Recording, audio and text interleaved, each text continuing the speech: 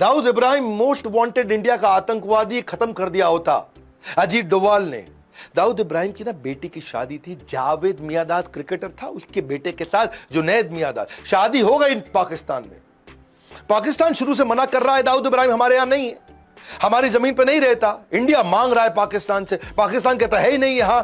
Indian intelligence को जब पता चला तो पाकिस्तान को भी वहां समझ रहा था, उसने कहा भाई तुम रिसेप्शन यहां नहीं करोगे, यहां से निकल लो, तुम चले जाओ ग्रैंड हयात होटल के अंदर। दुबई में रिसेप्शन इनकी फिक्स हो गई, वलीमा बोलते हैं शायद इसको। और वो जब इनको पता चला, अजीत डोवाल को बोले सीधा मौका है, पहली बार इंडिया को पता है दाऊद इब्राहिम कितने बजे कहां कैसे किस गली में मिलेगा, गेम ओवर करेंगे। अजीत डोवाल ने अपने यहां गवर्नमेंट को समझा दिया हम कुछ नहीं करेंगे, ऐसा करते हैं। इसमें छोटा राजन के शार्प शूटर उठाते, नेपाल से इनकी पुरानी दुश्मनी है और दुश्मन को दुश्मन से बढ़वाते, हमारा काम अपने आप हो जाएगा। छोटा राजन के 2 शार्प शूटर ये काठमांडू के रास्ते दिल्ली ले आए और दिल्ली लाके एक 5 स्टार होटल में उनको ट्रेन कर रहे थे। हाँ, क्योंकि इनका जो झगड़ा है पुराना झगड़ा था, ये 90s का झगड़ा था, हिंदू डॉन मुस्लिम डॉन, और उस झगड़े को ये भुनाना चाहते थे। और अब इतनी बढ़िया ट्रेनिंग चल रही थी, लेकिन ऐसा मीडिया में सुनने में आता है कि आज भी मुंबई पुलिस में कुछ लोग हैं जिनको दाऊद से शायद तनख्वाह मिलती है। और वही खबर फैल गई, कमिश्नर ऑफ मुंबई पुलिस तुरंत दिल्ली पहुंच गया और जाकर के उन्होंने रोक दिया उनको, बोला अजीत डोवाल आप नहीं कुछ कर सकते इसमें, मेरे को ये दोनों आतंकवादी चाहिए, मैं इनको ढूंढ रहा था, ये नेपाल से दिल्ली आ गए, अब मैं इनको ले जा रहा हूं। अजीत डोवाल ने समझाया अरे हम बड़े मिशन पे लगे हैं भाई, ये दाऊद को रुक जाओ नहीं। अजीत डोवाल उस समय रिटायर हो चुके थे और कमिश्नर उस समय स्टैंडिंग कमिश्नर थे, और वो उस दोनों को लेकर के वो नेपाली आतंकवादियों को, या समझो छोटा राजन के दोनों शार्प शूटर्स को लेके, अगर वो मुंबई पुलिस इस समय हस्तक्षेप नहीं करती तो दाऊद आज इस दुनिया में नहीं होता। अजीत डोवाल इंटेलिजेंट ऐसे हैं, साहस ऐसा है कि बड़ों बड़ों को चकनाचूर कर दे। ISIS ने इराक को ऑक्यूपाई किया था, अगली कहानी सुनो।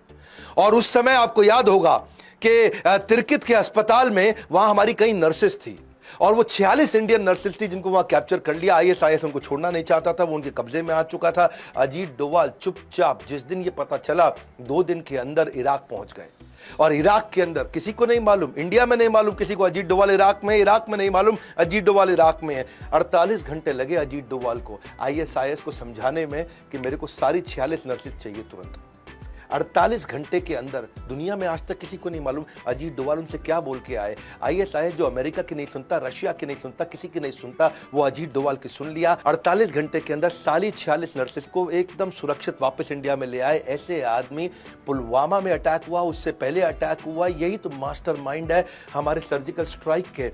इंडिया, ये तो आपको पता ना, चीप तरीके से पाकिस्तान अटैक करता, वॉर तो करता नहीं सामने आकर के, आतंकवाद करता, आतंकवाद सस्ता पड़ता है उनको। 18 सोल्जर हमारे शहीद हुए थे, कहां पे, ये उरी में। और उरी में जब ऐसा हुआ पूरे देश को गुस्सा था, इन्होंने तुरंत NSA की टीम बुला करके और मिलिट्री की हाई लेवल मीटिंग बुला करके, फना होने की इजाज़त ली नहीं जाती है, वतन से मोहब्बत पूछ के की नहीं जाती है।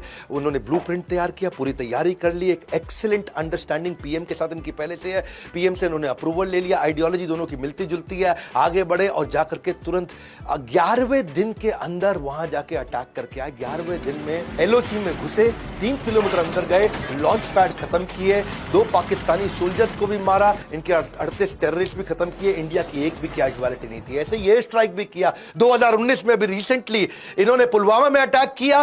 पिछली बार ये 11वें दिन पहुंचे, इस बार 12वें दिन पहुंचे, इंडियन एयरफोर्स लेकर के LOC को डिस्ट्रॉय करके उनके मिलिट्री कैंप के अंदर घुस के, और वहां जाकर के इंडियन, अच्छा जब ये लोग वापस आने लगे तो पाकिस्तान ने कुछ फॉलो करना शुरू किया। जब फॉलो किया तो उनको खदेड़ने के लिए वापस अभिनंदन गए, अभिनंदन वहीं रह गए, और जब अभिनंदन वहीं रह गए, ये इंडिया में बहुत खबर हो गई थी, दुनिया में खबर हो गई। डोवाल को टाइम नहीं लगा, 2 दिन लगे, केवल 2 दिन के अंदर US एम्बेसी के थ्रू और डायरेक्ट मैसेज इतना मजबूती से पहुंचा। इमरान खान दुनिया को बोले नहीं हम तो क्या है, विनम्रता के चलते वापस कर रहे हैं। हिंदुस्तान का पायलट हमने पकड़ा हुआ है, हम एज ए पीस जेस्टर हम उसको कल रिहा करने लगे हैं हिंदुस्तान को। पर 48 घंटे के अंदर बड़ा क्लियर मैसेज दे दिया, ज़्यादा इधर उधर किया बलूचिस्तान तुम्हें देखेगा नहीं। बहुत स्ट्रांग मैसेज दिया, 48 घंटे में अभिनंदन वापस। मुद्दा बड़ा सिंपल है, मुझे ना तन चाहिए ना धन चाहिए, बस अमन से भरा ये वतन चाहिए, और जब मरूं तो तिरंगा कफन चाहिए। ये तो सारी मलाई दुनिया की मार सकते थे, पर हमेशा इन्होंने वो काम किया जो सबसे ज़्यादा रिस्की था। कभी डरे नहीं, निडर है, किसी थ्रेट से घबराते नहीं, चेहरे पे इनके डर दिखता नहीं है, मेंटल पीस को मैनेज कर पाते हैं। इनके पास में सामने वाले की सारी फ्यूचर टैक्टिक्स क्या है उसको पकड़ सकते हैं। अग्रेशन, गुस्सा और शांति, ये दोनों को साथ में लेकर चलने वाले, साइकोलॉजी से खेलने वाले, देश को अपनी जान पर खेल कर आंतरिक बाहरी सुरक्षा देने वाले अजीत डोभाल को हम कुछ नहीं दे सकते। पर अगर कुछ दे सकते हैं तो उनको भारत रत्न दे सकते हैं। उनको आज तक पद्मश्री, पद्म भूषण, पद्म विभूषण क्यों नहीं मिला?